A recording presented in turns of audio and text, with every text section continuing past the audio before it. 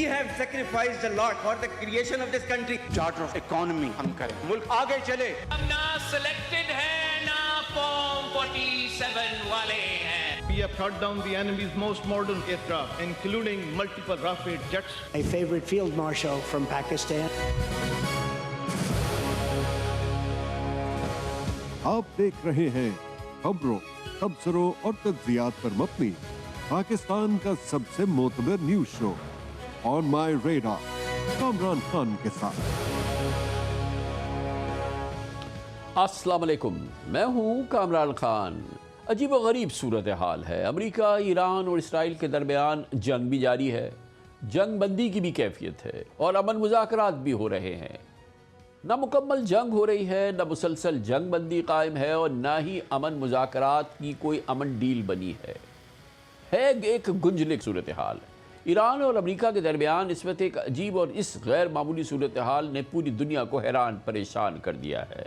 एक तरफ मिसाइल और ड्रोन हमले हो रहे हैं, फौजी अड्डे निशाना बन रहे हैं, थ्रेट्स जारी हैं, और दूसरी तरफ दोनों मुल्कों के दरमियान यानी अमेरिका और ईरान के दरमियान एक मुमकिना न्यूक्लियर डील पर भी मुज़ाकरात हो रहे हैं, बल्कि मुज़ाकरात कामयाबी से भी आगे बढ़ रहे हैं अकॉर्डिंग टू न्यूयॉर्क टाइम्स से। इसी दौरान पहली बार लग रहा है कि प्रेसिडेंट ट्रंप या तो मुसलसल जारी अमन मुज़ाकरात से तंग आ गए हैं या थक गए हैं, और इसीलिए उनकी झल्लाहट भरा सोशल मीडिया से थोड़ी देर कबल सामने आया, जिसमें उन्होंने दावा किया कि ईरान को मुकम्मल तौर पर शिकस्त दी जा चुकी है और मिडल ईस्ट का हुंडा मर चुका है।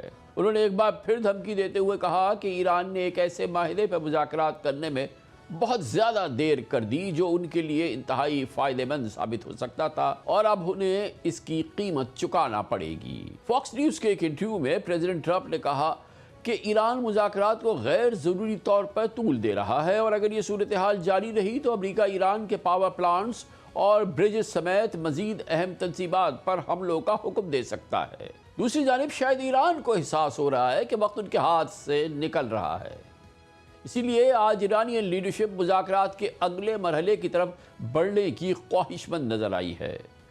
आज ही ईरानियन प्रेसिडेंट मसूद पज़ेश्कियान ने एक स्टेटमेंट में कहा कि ईरान मुसलसल कॉन्फ्लिक्ट और गैर यकीनी सूरत हाल में नहीं रह सकता। प्रेसिडेंट पज़ेश्कियान ने सवाल किया कि अगर मुज़ाकरात नहीं होंगे तो फिर इसका ऑल्टरनेट क्या है। उन्होंने ये इंकशाफ भी किया कि सुप्रीम लीडर ने न सिर्फ अमेरिका से मुज़ाकरात की इजाज़त दी है बल्कि मसले का जल्द हल निकालने की हिदायत भी की है। इसी बैकग्राउंड में एक और अहम खबर आई है अब से थोड़ी देर कबल, और वो ये कि कतर के हाई लेवल डेलीगेशन की आज सुबह तेहरान आमद हुई है। CNN की रिपोर्ट के मुताबिक अमरीकी डेलीगेशन से मुशावरत के बाद कतरी मीडिएटर्स को तेहरान भेजा गया है ताकि ईरान और अमेरिका के दरमियान बाकी इख्तलाफात को कम किया जा सके और एक डील की राह हमवार हो सके। इन तमाम धमकियों झड़पों के बीच अमेरिका और ईरान के दरमियान पिछले 2 महीने से सीज़ फायर बरकरार थी, यानी कन्फ्यूजन ही कन्फ्यूजन रहा है। गो के प्रेसिडेंट ट्रंप मुसलसल ये दावा करते रहे हैं कि दोनों ममालिक एक बड़ी डील के बिल्कुल करीब है और उनके बकौल एक बहुत अच्छा, बहुत मजबूत और ताकतवर माहिदा जल्द सामने आ सकता है। आज ही अमेरिका के वाइस प्रेसिडेंट JD वैंस ने ट्रंप के बयान की तायद करते हुए कहा कि इसराइल को पसंद आए ना आए, ये डील अमेरिकी इंटरेस्ट में होगी। Right now, I feel that we are in a position to get a deal that is good for the United States economically and that really does deal with the Iranian nuclear program, not just now, not just while Donald Trump is president, but for the long term. And I think we're very close to achieving that goal. Israel obviously has some objectives that it has. The United States' main objective in Iran is to ensure that Iran does not have a nuclear weapon. The Iranians don't want this war to continue. It's not in their best interest. And I think they're coming to the table, putting some real things on the table. We're, of course, going to verify it, but if we get to this deal, it's going to be a home run win for the American people. Now, Israel may like that, they may not like that, but fundamentally, we think this is in the best interest of the United States of America. बेशक गुज़िश्ता इतवार को ज़हूर पज़ीर होने वाले वाक़यात ने इस पूरी कैफियत को एक नया रुख दिया था। पहले लेबनान में इसराइली हमला हुआ जिसके जवाब में ईरान ने इसराइल पर मिसाइल्स की बारिश कर दी। इसके बाद इसराइल ने ईरान के मुख्तलिफ इलाकों में एयर स्ट्राइक्स की। यूँ एक मरतबा फिर जंग शुरू हो गई, खित्ते में टेंशन बढ़ गई। इसी दौरान कल एक और वाक़या पेश आया जिसने सूरत हाल को मज़ीद कॉम्प्लिकेट किया। प्रेसिडेंट ट्रंप ने वाक़े के एक दिन बाद ऐलान किया कि स्ट्रेट ऑफ होर्मुज़ के करीब एक अमरीकी अपाची हेलीकॉप्टर को गिराया गया है। उनके मुताबिक दोनों पायलट्स महफूज रहे, लेकिन अमेरिका इस वाक़े का जवाब देने पर मजबूर होगा, उनका कहना था। CNN के मुताबिक अमेरिकी तारीख में पहली बार अपाचे हेलीकॉप्टर मार गिराया गया। Trump says Iran shot down a U.S. Apache helicopter as it patrolled the crucial waterway, and that was a significant strike. This is the first time in the war that an Apache's gone down by a country whose military, right, Trump claims to have obliterated. Certainly when it comes to things like the Navy and the Strait, it's been obliterated or left at the bottom of the sea many times, according to Trump. ये भी बड़ी interesting बात है कि इस वाक़े के बाद Iranian foreign minister Abbas Araghchi ने एक स्टेटमेंट में ये तासुर दिया कि ईरान इस कार्रवाई की बराह रास्त जिम्मेदारी कबूल नहीं कर रहा। उन्होंने सोशल मीडिया पर लिखा कि ईरान की सरहदों के करीब मौजूद गैर मुल्की अफवाज हमेशा ह्यूमन मिस्टेक्स, इंसानी गलतियों, एक्सीडेंट्स या क्रॉस फायर का शिकार होने के खतरे से दो चार रहती है। उनके मुताबिक अगर ये खतरात कम करने हैं तो सबसे बेहतर हल यही है कि फॉरेन ट्रूप्स इस रीजन से निकल जाएं। गोया ईरान बज़ाहिर हेलीकॉप्टर तबाह होने की वजूहात से दूरी इख्तियार कर रहा था, लेकिन अमरीकी सेंट्रल कमांड ने इसके बाद ईरान के बहरी फौजी अड्डों, रेडार तनसीबात पर हमला कर दिया। जवाब में ईरान ने भी बहरीन, कुवैत और जॉर्डन में अमेरिकन इंस्टॉलेशंस को निशाना बनाया। एक जंग की कैफियत देखी गई जो आज ही हमने देखी। Iranian foreign minister Abbas Araghchi ने वाज़ेह कहा कि अमेरिका ने ईरान के अज़्म को आजमाने की कोशिश की है और ईरान किसी हमला या धमकी का जवाब दिए बगैर नहीं रहेगा। अब देखना यह है कि अगले चंद दिनों में बाकायदा जंग शुरू हो जाती है जो नहीं थमती, या बिल्कुल आखिरी मरहले में मौजूदा मुज़ाकरात के नतीजे में कोई माहिदा हो जाता है। बहुत ही मुश्किल सूरत हाल है। इस पर बात करने के लिए वाशिंगटन DC जाएंगे, जहाँ पर मौजूद हैं जनाब Kamran Bukhari, senior resident fellow है मिडल ईस्ट पॉलिसी काउंसिल के। बहुत बहुत शुक्रिया बुखारी साहब, आपने हमें फिर ज्वाइन किया है। ये फरमाइएगा कि बहुत कम हमने ऐसी सूरत हाल देखी है कि एक स्टेटेड सीज़ फायर भी है, इसके दौरान एक ऐसी सूरत हाल हम बार बार देख रहे हैं पिछले 48 घंटों में, जो कि फुल फ्लेजेड वॉर की कैफियत है, जिसमें कि बाकायदा फ़ौजें एक दूसरे पे हमला करती नज़र आई हैं। मगर इसी दौरान ये खबरें भी आ रही हैं कि पीस टॉक्स भी चल रहे हैं, पॉजिटिवली आगे बढ़ रहे हैं, और वाइस प्रेसिडेंट वैंस ने कहा कि बहुत एक मजबूत, मतलब उनकी उम्मीद बिल्कुल कायम है कि एक माहिदा हो सकता है। इसमें क्या चीज़ ज़्यादा हकीकत के करीब है?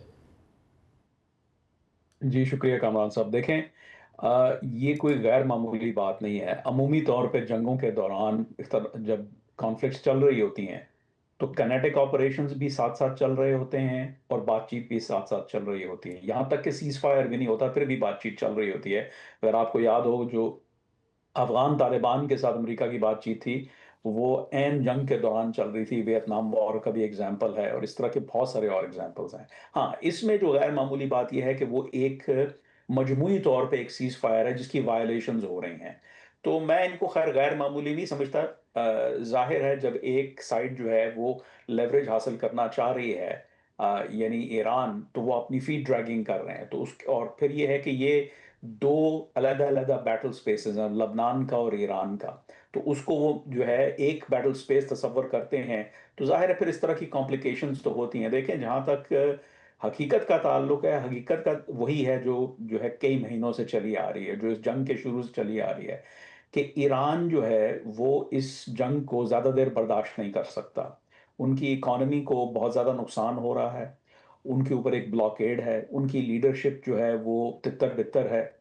ये एक एंडलेसली वो नहीं चल सकते इस कंडीशन में। फिर यह है कि वो जो जवाबी कार्रवाई करते हैं उससे ये तसव्वुर कर लिया जाता है कि ईरान जो है कि वो कोई बड़ा बराबर का पलड़ा चल रहा है। देखें, उनका जो जवाबी कार्रवाई है वो एक टैक्टिकल वॉर टैक्टिक है, लेकिन जो उनके फंडामेंटल प्रॉब्लम्स हैं इकॉनमी के हवाले से, और फिर उनके यहाँ जो अंदरूनी तौर पे खल्फशार है, और फिर यह है कि वो इस चीज़ को नॉर्मलाइज नहीं करना चाहते कि ये फॉर द लॉन्ग हॉल वक्तन फ़वक्तन उनकी सरजमीन पे हमले होते रहें। उनके लिए डील करना बहुत अशद ज़रूरत है। तो इस वजह से उनकी इंफॉर्मेशन ऑपरेशंस पे तवज्जो देने की जो है कम ज़रूरत है, और उनके इम्पेरेटिव्स और उनकी कंस्ट्रेंट्स को समझने की ज़्यादा ज़रूरत है। मगर वो रिफ्लेक्ट कहाँ हो रही है? जो इनकी इम्पेरेटिव्स हैं, जो उनके प्रॉब्लम्स हैं, जो ऑब्वियसली उनकी इकॉनमी के इश्यूज़ हैं, जो बड़ी प्रिकेरियस ऑब्वियसली मामलात हैं, मगर वो जब वो डायलॉग्स की टेबल पर हैं, जहाँ बातचीत हो रही है, जहाँ सारी चीज़ें हैं, वहाँ पे वो उनकी घबराहट क्यों रिफ्लेक्ट नहीं हो रही है? वो क्यों, बल्कि लगता है कि वो टाइम बाय करना चाह रहे हैं, वो ड्रैग करना चाह रहे हैं। They are not in a hurry. I don't think कि वो उनकी जो फीट ड्रैगिंग है उससे ये हमें जो है तसव्वुर अख्स करना चाहिए कि भाई वो उनके पास बहुत वक्त है और वो अपना they are taking their sweet time. देखें, गुंजाइश देख के तमाम एक्टर्स रैशनल होते हैं, बशमूल कोई भी जो है आइडियोलॉजिकल रेजीम या आइडियोलॉजिकल एक्टर लाइक ईरान, तो उसमें वो गुंजाइश देखते हैं कि दूसरी तरफ से उनको कितनी स्पेस मिल रही है और उसको मूव करते हैं। फिर उनके कंस्ट्रेंट्स हैं। अल्टीमेटली देखें, उनको भी पता है अमेरिका को भी डील चाहिए, और जब डील चाहिए तो डील एक कोहेरेंट डील होनी चाहिए ना। ये तो नहीं है कि आप चंद लोगों के साथ डील बना लेंगे, एक धड़े के साथ डील बना लेंगे, कल को पता चला जिनके साथ डील बनाई उनकी हुकूमत का तख्ता ही उलट गया। तो ये भी बड़ा ज़रूरी है अमेरिका के लिए कि पूरी की पूरी जो रेजीम है उसके तमाम जो कलपुर्जे हैं वो एक जगह मुंजमद होके तो इस चीज़ को साइन करें, वरना किस किस्म की डील है कि जो है आपने एक फैक्शन से तो कर ली लेकिन दूसरा फैक्शन आया और उसने कहा जी हम नहीं मानते। तो जो ये चीज़ भी देखने की ज़रूरत है। लेकिन बुखारी साहब ये फरमाइएगा कि कब होगा ये, इस बात को जो पेशेंस है वो यूएस का कब ख़त्म होगा? जब ये तो सिर्फ ईरान के पेशेंस की बात नहीं है, यूएस की भी है ना। अब वहाँ वो अब मिड टर्म की तरफ जा रहे हैं, इलेक्शंस की जानिब जा रहे हैं, उनको आगे 4 जुलाई की ज़ाहिर है कि एक बहुत बड़ा इवेंट होने वाला है। दूसरी जानिब आप देखिए across the board US media के अंदर इस वॉर के हवाले से जो यूएस ने जिस तरह का भी वो प्रिवेल नहीं कर सकी वॉर में, उसमें बहुत वीकनेसेस नज़र आई हैं। और कई कमेंटेटर्स जो हैं, बड़े रिस्पेक्टेड कमेंटेटर्स जो हैं, उसको वो तो यूएस की इस पूरे कॉन्फ्लिक्ट में जो है उसको यूएस की डिफीट डिक्लेयर कर रहे हैं जो कुछ भी हुआ है। तो इस पूरे मामले में एक जो प्रेशर है वो यूएस पर भी तो है ना? जी बिल्कुल है, लेकिन उसको भी थोड़ा अनपैक करने की ज़रूरत है। जो सदर डोनाल्ड ट्रंप पे प्रेशर है वो पॉलिटिकल और इकोनॉमिक है। जहाँ तक मीडिया का है, आई थिंक सदर डोनाल्ड ट्रंप मीडिया को राइट ऑफ कर चुके हैं। वो उसके ऊपर ज़्यादा ध्यान नहीं देते। उनकी ये इस बार अगर आप देखें तो उनके सोशल मीडिया पोस्ट, उनके जो मीडिया के साथ इंगेजमेंट्स होते हैं, तो उसमें वो मीडिया को जो है वो उस तरह सीरियसली नहीं लेते, क्योंकि मीडिया के बारे में एक बात मशहूर है कि वो जो है उनका एक अपोजिंग व्यू है, वो एक सियासी व्यू के तहत इस पूरे सिलसिले को देख रहे हैं, और उनका अपना एक झुकाव जो है वो लेफ्ट की जानिब है। तो वो तो जो है ना इधर है ना उधर है, लेकिन हाँ, पॉलिटिकल और इकोनॉमिक जो है वो दबाव है, और ये ज़्यादा देर तूल नहीं चल सकता। अभी देखें सदर डोनाल्ड ट्रंप जो हैं वो गुज़श्ता कई दिनों से अपने जो पसंदीदा जो कैंडिडेट्स हैं उनको प्रमोट कर रहे हैं अपने ट्रूथ सोशल के ऊपर। तो जाहिर है उनके जहन में मिड टर्म्स जो है इज़ अ बिग फैक्टर, तो वो इस चीज़ को ज़्यादा तूल नहीं दे सकते। इसी वजह से आज उनका सुबह बयान आया है कि वक्त बहुत कम है और ये ज़्यादा देर खिंच नहीं सकता, ऑलरेडी बहुत ज़्यादा खिंच चुका है। तो ये अगेन एक तरफ ये है कि दूसरी साइड तमाम जो है वो अपने जो धड़े हैं वो मुंजमद होके तो अग्री करें और फिर अमेरिका के साथ आके डील करें। एक तरफ ये है, दूसरी तरफ ये है कि अगर इसमें ज़्यादा वक्त लग जाता है तो कहीं जो है नुकसान ना हो जाए सियासी और इकोनॉमिक सदर डोनाल्ड ट्रंप को। अच्छा, तो बखार साहब बहरहाल नेगोशिएशंस तो जारी हैं। आज आपने न्यूयॉर्क टाइम्स में देखा है कि जी के बल्कि बहुत ही प्रोग्रेस कर रहे हैं आगे। वाइस प्रेसिडेंट वांस का भी देखा है। इसका मतलब ये कि बहरहाल मुज़ाकरात जो हैं वो किसी लेवल पे जारी है। थोड़े दिनों पहले हमने देखा था पाकिस्तान के इंटीरियर मिनिस्टर जो बहुत ही मेजर इस मामले में मिस्री हैं, वो तेहरान गए थे फील्ड मार्शल आसिम मुनीर का मैसेज लेके, और अभी कतरी डेलीगेशन जो है वो तेहरान में है, बातचीत हो रही। तो इसका मतलब ये कि बातचीत जारी है, एंड अपेरेंटली अब लग रहा है कि दोनों जो है they are running against time, कि अब इसको जल्द से जल्द जो है उसको लॉक किया जाए। क्या ये परसेप्शन सही है? जी बिल्कुल दुरुस्त है।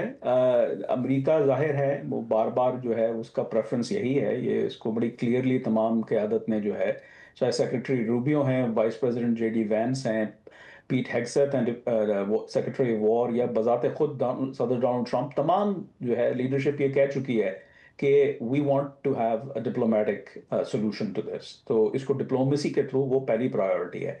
लेकिन जिस वक्त वो ये अंदाज़ा लगा लेंगे कि भाई यहाँ से जो है ना मज़ीद पेशरफ्त नज़र नहीं आ रही, उसकी क्या भी कोई भी वजह हो, और ज़्यादातर वजूहात जो हैं वो ईरान की इंटरनल हैं, क्योंकि वो एक जगह पे आ जाएं, क्योंकि देखें वो जब पेशरफ्त होती है, फिर पेशरफ्त के बाद जो है फिर ये हो जाता है कि जी वो देखें वो इसराइल जो है वो हमला कर रहा है लबनान के अंदर, तो हम वो ये नहीं कर सकते। ये इस बात की भी अक्कासी है। ज़ाहिर है इसराइल के अपने इम्पेरेटिव्स हैं, वो जैसे वाइस प्रेसिडेंट जेडी वैंस ने खुल के बताया है कि उनके और जो अमेरिका के इंटरेस्ट हैं वो जहां बहुत जगहों पे कन्वर्ज करते हैं, डाइवर्ज भी करते हैं। लेकिन उसके अलावा एक और इशू भी है कि भाई आप कितने कंसेशंस दे रहे हैं। ये ईरान के अंदर एक डिबेट चल रही है कि भाई how many concessions are too much, ठीक है, यानी कॉम्प्रोमाइज तो हमने करना है, लेकिन क्या ये तो नहीं हो रहा कि हम बिल्कुल ही घुटने टेक रहे हैं। तो फिर वो अपनी मांगों को एडजस्ट करते हैं कि भाई देखें वो इसराइल जो है हमला कर रहा है, तो इस वजह से जो है ये हमारे जो मांगों की वायलेशन है, जब तक वहाँ नहीं बंद होगा हम यहाँ नहीं करेंगे। तो और वो परसेप्शंस को भी मैनेज कर रहे हैं। एक चीज़ जो है वो जो ईरान की मैं समझता हूँ कि एक उनका स्ट्रॉन्ग पॉइंट है, और वो ये है कि उनकी इंफॉर्मेशन ऑपरेशंस को आलमी मीडिया जो है वो अनक्रिटिकली कंज्यूम कर रहा है और उसके ऊपर कोई क्रिटिसिज्म नहीं हो रहा। और उसके बरअक्स सदर डोनाल्ड ट्रंप जो कहते हैं, ये एक आयरनी है, एक पैराडॉक्स है कि वो उसको जो है उसकी बाल की खाल निकाली जाती है, लेकिन ईरानियन इंफॉर्मेशन ऑपरेशंस को जू का तू ले लिया जाता है। So this is something that hasn't been talked about. तकरीबन अब बज़ाहिर ये बात तय है कि बजट परसों आ रहा है। ये बात अब तकरीबन तय हो गई है और बजट से पहले पाकिस्तान की प्रॉपर्टी और कंस्ट्रक्शन इंडस्ट्री एक बार फिर हुकूमत की तरफ देख रही है। सवाल ये है कि क्या इस बार बजट प्रॉपर्टीज़ कंस्ट्रक्शन इंडस्ट्रीज़ के लिए कोई गेम चेंजर साबित होगा, या फिर पाकिस्तान की माशी डेस्टिनी को तब्दील करने की सलाहियत रखने वाली कंस्ट्रक्शन और रियल एस्टेट इंडस्ट्री बदहाली का शिकार ही रहेगी। देखना यह है इस हवाले से कोई रिफॉर्म्स होती हैं, नए इक़दाम होते हैं, कोई गेम चेंजिंग सिचुएशन नज़र आती है या नहीं। हकीकत यह है कि पाकिस्तान में कंस्ट्रक्शन सेक्टर सिर्फ घर और इमारतें नहीं बनाता, बल्कि सीमेंट, सरिया, टाइल्स, पेंट्स, ट्रांसपोर्ट, इलेक्ट्रिकल सामान, दर्जनों दीगर सनतों को भी एक्टिव करता है। माहिरीन के मुताबिक कंस्ट्रक्शन सेक्टर बराह रास्त 70 से ज़ायद सनतों से जुड़ा हुआ है, इसीलिए इस शोबे में सुस्त रवि पूरे इकनॉमिक सिस्टम पर असर डालती है। इस वक्त एक बड़ा मसला प्रॉपर्टी की गवर्नमेंट और मार्केट वैल्यू के दरमियान फ़र्क भी है। प्रॉपर्टी की असल कीमत कुछ और होती है, जबकि सरकारी रिकॉर्ड में इसकी कीमत कुछ और लिखी जाती है। ये हमेशा से होता रहा है। पिछले चंद बरसों में FBI ने बड़े शहरों में प्रॉपर्टी रेट्स में नुमाया इजाफा किया, गो कि अब भी ये प्रॉपर्टी की असल वैल्यू से आधी से भी कम नहीं। लेकिन इसका नतीजा ये निकलता है कि रजिस्ट्री और ट्रांसफ़र की कॉस्ट बहुत बढ़ गई है, ख़रीदार मोहतात हो गए, कुछ जगहों पर ऐसा हुआ है और इन्वेस्टर्स पीछे हट गए। मार्केट में ख़रीदो फरोख्त का वॉल्यूम भी कम हुआ है, ये भी बहुत कम जगहों पे हुआ है। मगर दूसरी जानिब नॉन फाइलर्स पर आयद विद होल्डिंग टैक्स भी मुसलसल बढ़ाया गया है, जो इस वक्त 12 से 30% तक पहुँच गया है। इस सख्त कानून का मकसद तो लोगों को टैक्स नेट में लाना था, लेकिन इसने मार्केट को ब्लॉक कर दिया है और लोग गैर रस्मी तरीक़ों यानी कि ग्रे मार्केट की तरफ जाने लगे हैं। हम अपने इर्द गिर्द देखते हैं तो 4% प्रॉपर्टी पे ट्रांसफ़र पे कॉस्ट आती है। पाकिस्तान में तकरीबन ये कॉस्ट 12 से 13% है फाइलर के लिए, और नॉन फाइलर के लिए ये है 30 से 32%। तो मुझे बताइए, जिस मुल्क में इतनी ज़्यादा कॉस्ट होगी किस तरह होगा काम? तो आपको cost of transfer, taxes on transfer नीचे लेके आने हैं और उसको 2% पे या 4% पे, जिस तरह दुनिया के रीजनली कम्पिटिटिव है उसमें लेके आना है। प्रॉपर्टी मेरी 40 साल पुरानी खरीदी हुई है। FBR कानूनी मुझे अलाउ ही नहीं करता कि मैं हर साल उसकी नई वैल्यू एडजस्ट करके खुद लिखते रहूँ। तो अगर वो मेरे पास 1 लाख रुपए की आई है तो 40 साल बाद भी मेरी किताब में वो 1 लाख रुपए है। वो कोई बैंक का पैसा तो नहीं ना, 50 साल की होल्डिंग है, उसको कोई स्पेस ही नहीं है कि वो सही डिक्लेयर कर दे। आप इंसेंटिवाइज करें लोगों को कि जो FBR की वैल्यू या जो DC वैल्यू से ऊपर आप डिक्लेयर करते हैं, आप 2% टैक्स दो और डिक्लेयर कर दो, ताकि लोग खुद डिक्लेयर करें ना पैसे। ये एक अहम वजह है कि कंस्ट्रक्शन सेक्टर अब एक बड़ी तब्दीली का मुतालबा कर रहा है। Association of builders and developers आबाद समेत मुख्तलिफ स्टेक होल्डर्स चाहते हैं कि उन्हें इनकम टैक्स के पेचीदा निज़ाम और टैक्स अफसरान की ब्लैक मेलिंग से बचाया जाए और एक सादा फिक्स टैक्स नाफिज कर दिया जाए, जिसमें बिल्डर्स से फी स्क्वायर फीट के हिसाब से मुकर्ररा टैक्स वसूल किया जाए। बिल्डर्स प्लॉट्स की स्कीम्स के बजाय अपार्टमेंट कल्चर को फ़रोग़ देने की तजवीज़ भी दे रहे हैं।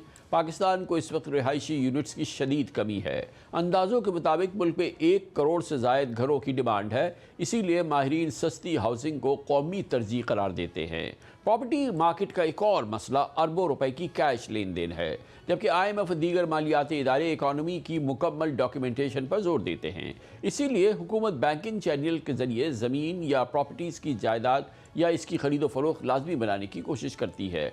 उसूली तौर पर यह कदम इकॉनमी को डॉक्यूमेंटेड बनाने में मदद दे सकता है, लेकिन इन्वेस्टर्स का मुतालबा है कि क़वानीन वाज़ेह हों, आसान हों, ट्रांसपेरेंट हों, ताकि आम ख़रीदार खौफज़दा होकर इन्वेस्टमेंट की हवाले से मार्केट से निकलने के बजाय बैंकिंग चैनल आराम से इस्तेमाल कर सके।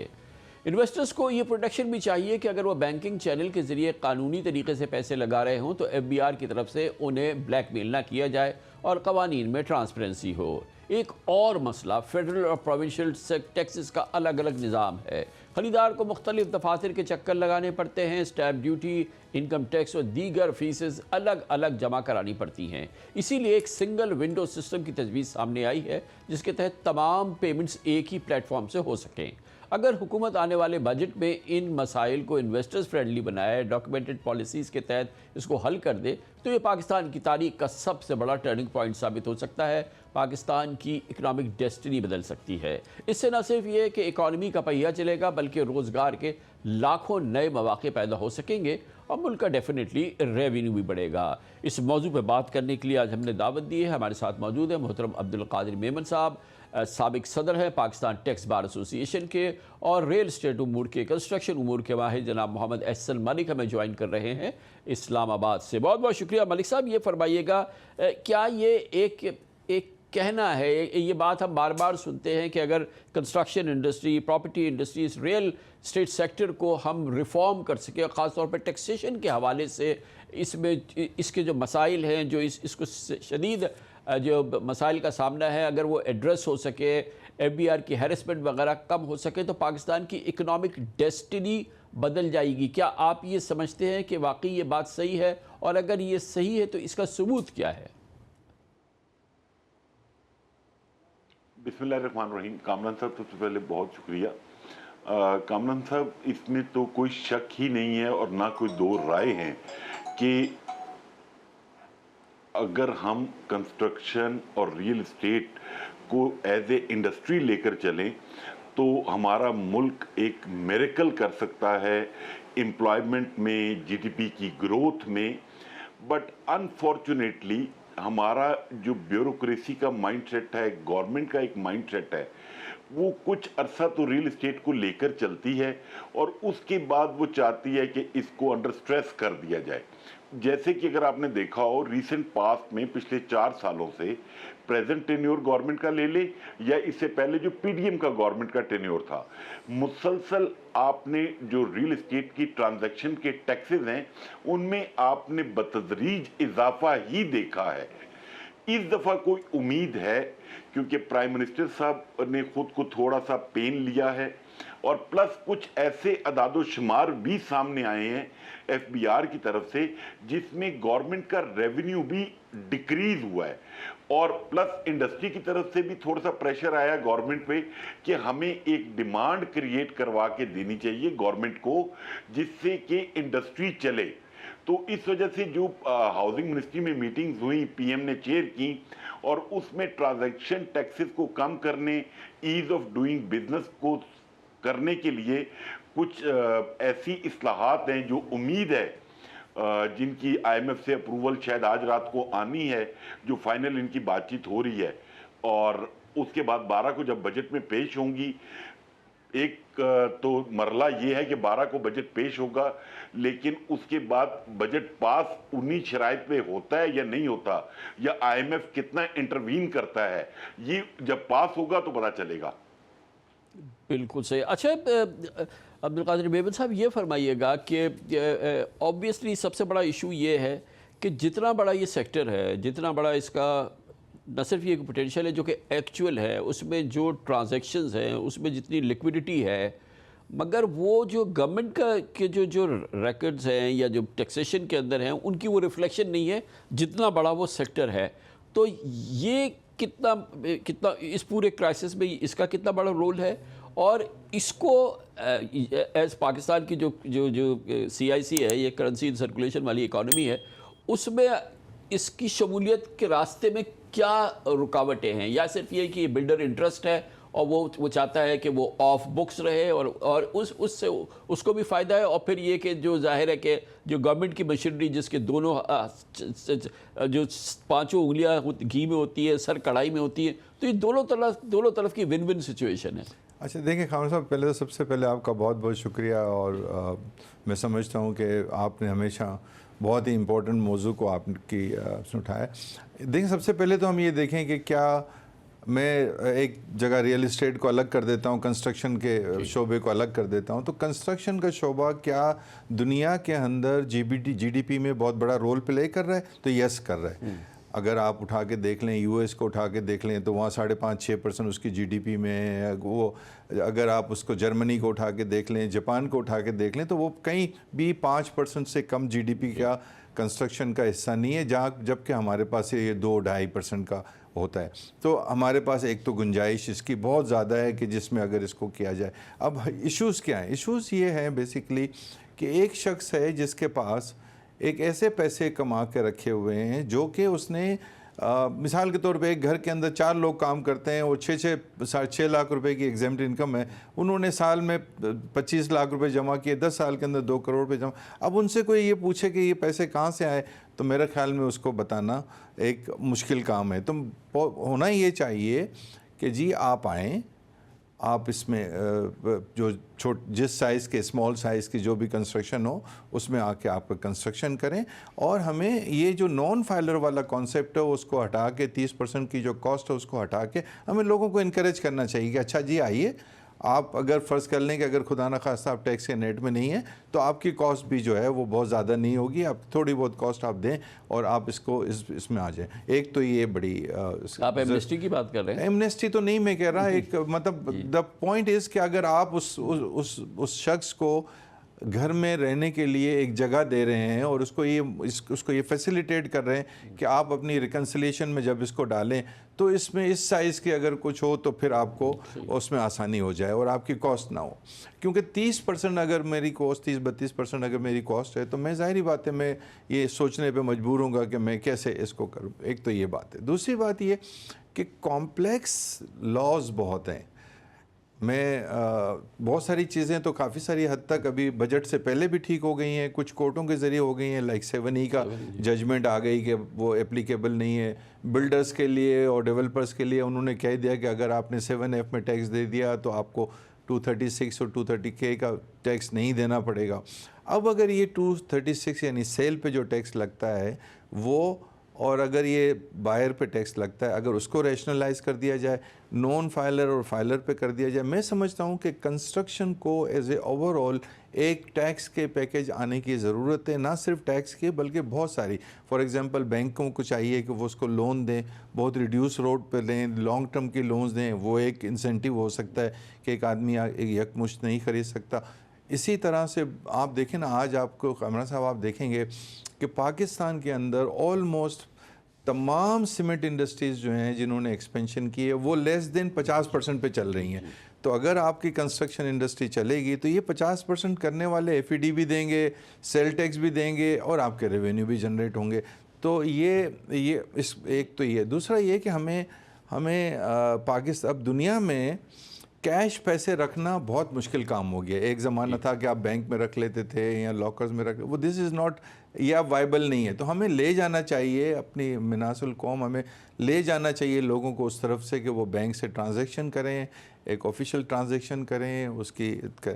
दूसरा तो हमारा निज़ाम नहीं ना मेम साहब, हमारे जब एक इतनी मैसिव जो है वो करेंसी इन सर्कुलेशन है, हमारा निज़ाम ही उस पर चल रहा है। मलिक साहब ये फरमाइएगा कि ये जो मेजर्स सजेस्ट कर रहे थे अब्दुल कादिर मेमन साहब, ये इसमें 2 चीज़ें हैं कि भाई कि आप अगर किसी के पास सेविंग्स हैं या उसके पास कुछ लिक्विडिटी है, वो किसी इन्वेस्ट करता है किसी भी प्रॉपर्टी में, किसी भी रियल एस्टेट के प्रोजेक्ट में, तो उसके उसको खोदना नहीं चाहिए, उसको नहीं पूछना चाहिए, या उसको कहें कि आप रिकनसाइल करें, वो उसको रिकनसाइल करे। एक चीज़ तो हो गई, मैंने एमनेस्टी का, उन्होंने कहा कि नहीं जी ये वो उस तरह से एमनेस्टी नहीं है। दूसरी बात ये कि गवर्नमेंट इंसेंटिवाइज करे लो रेट पे जो है, या लो इंटरेस्ट रेट पे बैंकों को इनकरेज करे, और वो इसमें जो है वो उनकी इन्वेस्टमेंट आनी चाहिए। और हमारे यहाँ मॉर्टगेज वगैरह की इंडस्ट्री नहीं है, तो वो थोड़ा उसको इनकरेज करना चाहिए। ये सब हो चुका है, ये 2-2 बार 3-3 बार मलिक साहब प्रॉपर एमनेस्टी गवर्नमेंट दे चुकी हैं पिछले 10 सालों के दौरान, 15 साल के दौरान। और उसके बाद ये इंसेंटिवाइज करना बैंक्स के थ्रू और ये तमाम चीज़ें, वो बहुत बड़ा आपने देखा कि अभी जो प्रीवियस गवर्नमेंट थी इमरान खान साहब की, उसमें भी ये चीज़ें हो चुकी हैं। मगर कोई बड़ा कोई गेम चेंजिंग हमने सिचुएशन फिर भी नहीं देखी। ये क्या वजह है? कामरान भाई, मैं आपको थोड़ा सा इसका बैकग्राउंड बताता हूँ। आप पहले तो ये समझें कि पिछले 4 साल से आपने लोगों को रियल एस्टेट और कंस्ट्रक्शन से दूर किया। तो क्या उन्होंने फैक्ट्री लगा ली, इंडस्ट्री लगा ली, कोई बिजनेस स्टार्ट कर लिए? नहीं, उन्होंने ऐसे एवेन्यू ढूंढे जिनमें वो पैसे बनाते रहे। चाहे वो गोल्ड बाय कर लिया, चाहे वो क्रिप्टो करेंसी बाय कर ली, चाहे वो ईरानी करेंसी बाय कर ली, चाहे वो बाहर दुनिया में दुबई में कहीं और प्रॉपर्टी बाय कर ली। दे वर मेकिंग मनी, बट हमारी गवर्नमेंट ने उनको स्पेस नहीं दी कि वो पाकिस्तान में पैसा कमा के टैक्स नेट में आ जाते।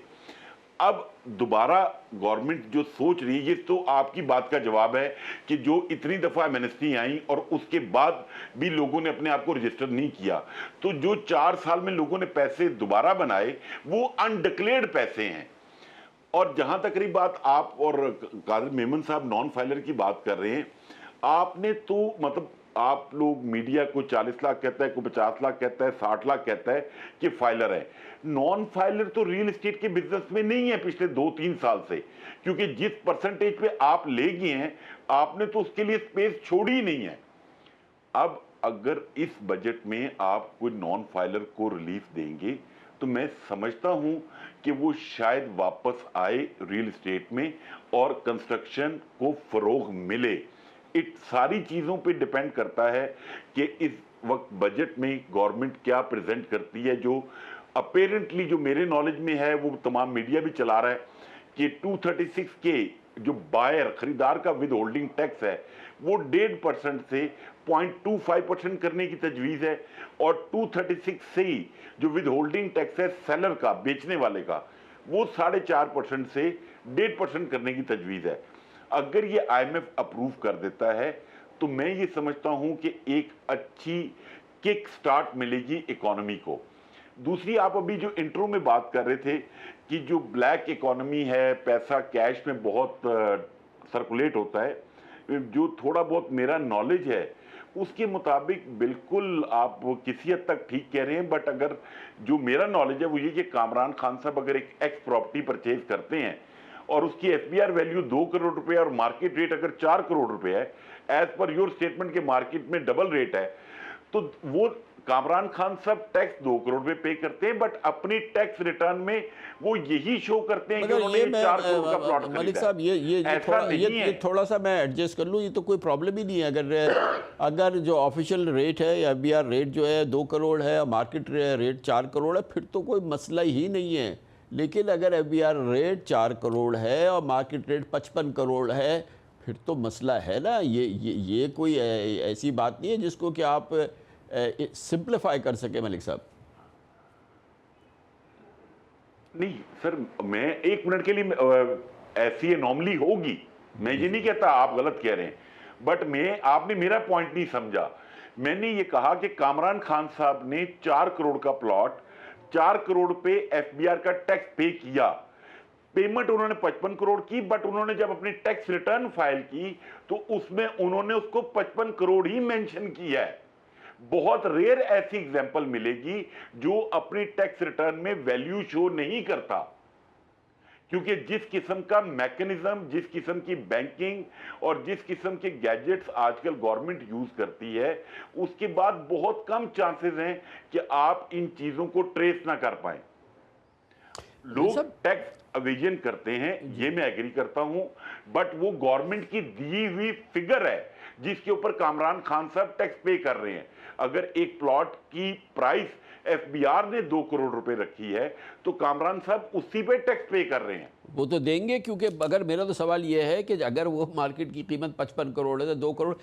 कादिर भाई, आप इस मामले में बहुत मैसिव एक्सपीरियंस है आपका, तो आप फरमाइएगा। अभी हमारी बात हुई मलिक साहब से। जी देखें, हमें इसमें कोई व्हील री इन्वेंट करने की ज़रूरत नहीं। हम देखें कि दुनिया में लोगों ने किस तरह किया, लेकिन थोड़ा सा करंट सिचुएशन बताइए क्या है, फिर उस पर हम जी देखें, करंट सिचुएशन तो ये है ना कि अभी हम लोगों को ये इस बात पे इनकरेज करते हैं, मेरे हिसाब से मैं कहता हूँ इनकरेज करते हैं कि हम कहते हैं कि अच्छा जी ठीक है, ये 4 करोड़ की प्रॉपर्टी है, आप 2 करोड़ पे दे दें और 2 करोड़ रुपये को बेशक आप ब्लैक कर लें, कोई मसला नहीं है। मैं कहता हूँ कि उसको आप इस बात पे इनकरेज करें कि अच्छा आओ यार, तुम 4 करोड़ रुपये पे करो, हम तुम्हारी बाकी सारी तमाम कॉस्ट जो हैं वो कम कर देते हैं। और अगर किसी वजह से तुम्हें उस 4 करोड़ रुपए को करने में कोई तकलीफ हो रही है तो हम 4 नहीं है ना, मिसाल दे 4 है, मगर तो 4 के 55 भी है ना। हाँ, वो देखें बहुत एक्सेप्शनल है। अब चूंकि एफबीआर के वैल्यूज जो हैं वो मोर और लेस काफ़ी हद तक ये 2 और 4 वाले रह गए हैं। मतलब 55 करोड़ वाला शायद कोई एक आध कोने वाला कोई प्लॉट क्लिफ्टन के बेस में ना कहें। ऐसा है भाई, आपको पता है पूरे फेजेस हैं जिसमें कि ये आजकल तो है। ये अच्छा, अब मैं ये कह रहा हूँ कि कामरान साहब हम इनकरेज करें रीट। हमारे पास फॉर एग्जांपल आप दुनिया में रीट का मॉडल है। अब रीट के मॉडल को अगर हम इनकरेज करें और हम कहें कि इसमें जो शेयर होल्डर होगा, यूनिट होल्डर होगा, वो अपनी प्रॉपर्टी को पार्क करे, जिस वैल्यू पे भी पार्क करे, उसके गेन को नहीं टैक्स किया जाएगा, जो कि दुनिया में हो रहा है।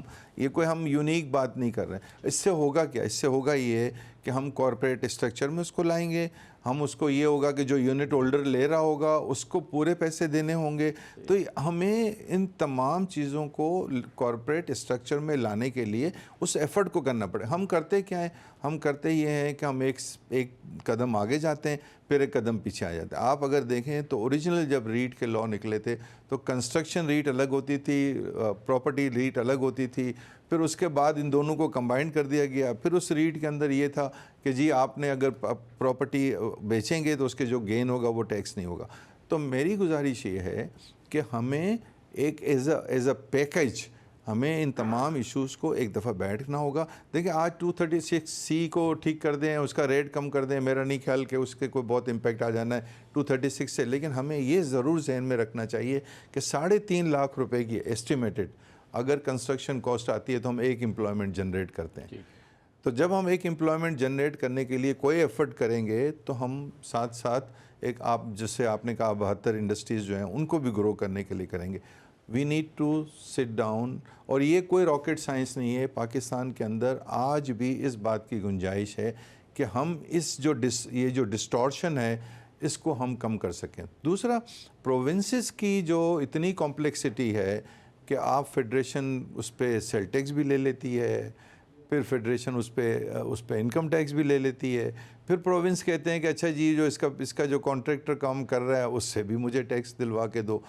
तो एज ए होल फेडरेशन और प्रोविंसेस बैठ के एक जगह से टैक्स वसूल हो, एक रीज़नेबल हो, रैशनलाइज हो, और उसको हम कोई फॉर्मल कॉर्पोरेट उसमें डाल दें। तो मलिक साहब, वैसे ओवरऑल हम ये देख रहे हैं कि जाहिर है कि बहुत अरसे पाकिस्तान काफ़ी प्रेशर में रहा, इकॉनमी प्रेशर में रही, कोविड रहा, उसके बाद फिर पॉलिटिकल हालात, फिर ये तमाम चीज़ें, रीजनल हालात। अभी एक सुकून सा बेहतर की सूरत हाल पैदा हुई है, इकॉनमी में तो कोई स्टेबिलिटी सी नज़र आनी शुरू हुई है, नंबर्स हमारे बेहतर हुए हैं। इसी वजह से हम देख रहे हैं कि जो पेंट अप डिमांड है घरों की, छोटे घरों की, फ्लैट्स की, ये तमाम चीज़ें जो सामने आ रही है, प्रोजेक्ट्स भी आते नज़र आ रहे हैं, एक बेहतरी की उम्मीद सी जो है वो बन रही है। ओवरऑल सिनेरियो क्या है और आपकी गवर्नमेंट को एडवाइस क्या रहती है कि अब क्योंकि ये वो ज़माना आ गया है जहाँ पे एक हम मोड़ देख रहे हैं, एक टर्न आ रहा है, एक इम्पॉर्टेंट पॉजिटिव टर्न आ रहा है जिसको हम वो कर सकते हैं, क्योंकि ये सेक्टर ऐसा है, अगर ये रेगुलेट हो जाता है, अगर ये बुक्स पे आ जाता है, अगर ये डॉक्यूमेंट हो जाता है, तो हमारी तो बाकायदा GDP बढ़ जाएगी। कामरान भाई, बस ये इस मुल्क का अलमिया है कि चीज़ों को जानते बूझते हुए हम ठीक नहीं करते।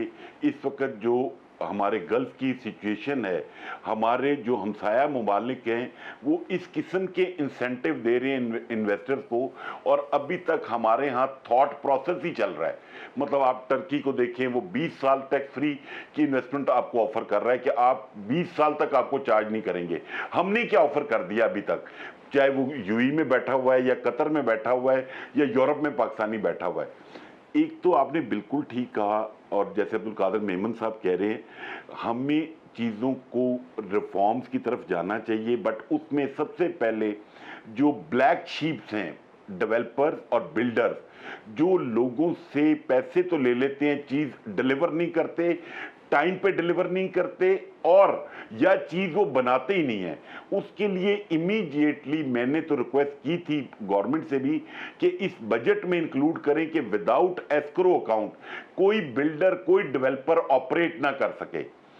उसके बाद हमें जो ओवरसीज पाकिस्तानीज हैं उनको इंसेंटिवाइज करने की ज़रूरत है स्पेशल ट्रीटमेंट के तहत। हम आईएमएफ प्रोग्राम में हैं, जैसे अब्दुल कादिर मेमन साहब बार बार कह रहे हैं कि कुछ स्पेशल ट्रीटमेंट हो, बट वो स्पेशल ट्रीटमेंट तभी हो सकता है अगर हम आईएमएफ प्रोग्राम से बाहर निकल जाएं। इस वक्त तो जब तक हम आईएमएफ प्रोग्राम में हैं, मुझे नहीं लगता हम नो क्वेश्चन टाइप का कोई भी मैकेनिज्म ला सकें। बट अगर हम कोई ऐसा आईएमएफ को प्रोग्राम दे दें जिससे उनको ये अश्योरेंस हो कि इससे हम रेवेन्यू जनरेट कर लेंगे, क्योंकि हमारे एफबीआर वाले भी हाफ हार्टेडली हमारी जो प्रपोजल्स हैं वो उनको डिफेंड करते हैं इन फ्रंट ऑफ आईएमएफ, जिसकी वजह से लास्ट टाइम भी ये प्रॉब्लम हुआ। अब अल्लाह करे इस दफ़ा ऐसा कोई प्रॉब्लम ना हो। साहब, ये इसमें एक चीज़ माहिरीन ये कहते हैं कि एक इम्पॉर्टेंट चीज़ ये है कि रिवाइव करने के लिए construction industry, real estate industry, Pakistan की इकोनॉमिक डेस्टिनी को चेंज करने के लिए ये भी ज़रूरी है कि वो पाकिस्तानी जो एक्सपैट्रिएट पाकिस्तानी, लोकल पाकिस्तानी, जो कि पाकिस्तान के अपने जो प्रोजेक्ट्स हैं, जो कि स्टक प्रोजेक्ट्स हैं, जो कि बिल्कुल शुरू भी नहीं हुए, ख़त्म हो गए, आधे चले, बंद हो गए, जिनमें एक अंदाजे के मुताबिक तकरीबन 1 ट्रिलियन पाकिस्तानियों का पैसा फंसा हुआ है। इसमें कोई ऐसी ये फैंटेसी नहीं है, ये बिल्कुल पता है कि तकरीबन 30-40 ऐसे प्रोजेक्ट होंगे जिसमें कि 1 ट्रिलियन फंसा हुआ है। पहले कोई ऐसा निज़ाम हो सकता है कि उसको तो रिट्रीव किया जाए, उसको तो रिहेबिलिटेट किया जाए, उसको तो रिस्टोर किया जाए उन पाकिस्तानियों के जिन्हों इस पूरे जिस इंडस्ट्री की बात कर रहे हैं वहाँ पर तो वो 1 खरब रुपए उन बेचारों की पूरी ज़िंदगियों का सरमाया लगा हुआ है, उसको किया जा सकता है। देखिए, बिल्कुल किया जा सकता है। अगेन मैं यही कह रहा हूँ कि हमें देखना चाहिए कि जब गल्फ़ ने ये जब उनके पास जब कंस्ट्रक्शन होने लगा और जब उनके लिए मसाइल आने लगे तो दुबई ने एक और एजेंसी बनाई रीरा के नाम से, और वो रीरा का काम यही है कि वो इस तरह के तमाम डिस्प्यूट को लेती है और फिर उसको बिल्कुल कोने तक पहुंचाती है, और फिर जिसका जो ड्यू होता है वो उसको मिलता है। सो मच सो कि अगर कोई बिल्डर नहीं ले सकता तो उसको वो उस प्लॉट को भी एक्वायर कर लेते। We can always have that RERA type agency जो कि इस तरह की कंप्लेंट्स को ले उसको पहुंचाए। दूसरी, अभी मेरे भाई ने बात की, ये भी कोई इतनी रॉकेट साइंस नहीं है। आप डिफेंस में अगर कोई प्लॉट लेते हैं तो अगर आपने उसको उस पीरियड के बाद नहीं किया तो आप पे नॉन यूटिलाइजेशन फ़ी लगती है। अदर देन DHA आप तमाम पूरे पाकिस्तान में ये लगा सकते हैं कि अगर वो प्लॉट नहीं होता है। मेरा ये कहना है कि कामरान साहब, दुनिया में कोई काम, हमें कोई नया काम करने की ज़रूरत नहीं है। दुनिया ने ये काम एक्सपीरियंस किया है, हमने सिर्फ उसको अडॉप्ट करना है ईमानदारी के साथ, और हमने जब करना है। दूसरा ये कि कामरान साहब, आप देखें आज मंथ ऑन मंथ अगर आप देखेंगे तो इस दफ़ा आपके पास $4.2 बिलियन आए हैं इस महीने में। जी और वो तेज़ी के साथ इंक्रीज़ हो रहे हैं। अगर वो तेज़ी के साथ इंक्रीज़ हो रहे हैं तो इसका मतलब ये है कि हमारे पास इस मुल्क में पोटेंशल है, और अगर इस वक्त हमने राइट टाइम पे रियल एस्टेट के अंदर इसको नहीं सही कानून, जो मैं जब पैकेज की बात करता हूँ तो इसमें रीरा भी आता है, इसमें नॉन यूटिलाइजेशन भी आता है, उसमें रीड भी आता है, उसमें टैक्सेशन की रैशनलाइज भी आती है, उसमें बैंकों के लोन की भी आती है। आपने बिल्कुल सही फरमाया कि जी ये इंसेंटिव थे पहले लोगों के पास, लेकिन एक पूरी एज ए इंडस्ट्री को आना चाहिए, उसके अंदर रोल प्ले होना चाहिए, और उसके अंदर कवानीन उन लोगों को सज़ा मिलनी चाहिए जिन्होंने उस इन्वेस्टर्स के पैसों को खा लिया है। बहुत बहुत शुक्रिया।